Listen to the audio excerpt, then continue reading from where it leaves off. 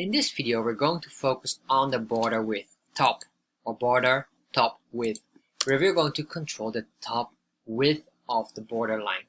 So you can see here, if you do border and then we say top width, here we can start to control only the upper border, the amount of pixels. So let's say we make this only 5 pixels and we just start to comment out this one here.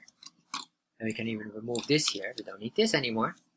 We can save this, and then if we have this, and then we refresh here, and you can see now we have created the border width, and you can see the border width here up is set on 5. The others that we haven't set yet, or that we have removed, since we didn't use this border width command, that we use the border top width, will get a default value of 3. Because that's a default value set in the browser by default, and of course because we have the border styles activated.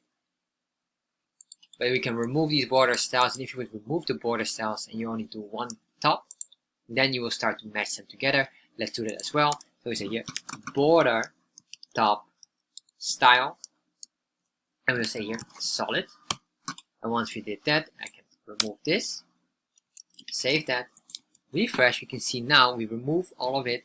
And now we pinpoint only the upper part of the border, and we control the border width or the border top width.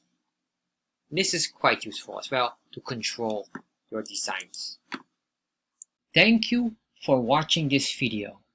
If you enjoyed this video, make sure you subscribe to my channel, and if you have any questions regarding this, make sure you put them in the comment section. I'll get back to you. And if you enjoyed this video, check out the next video here.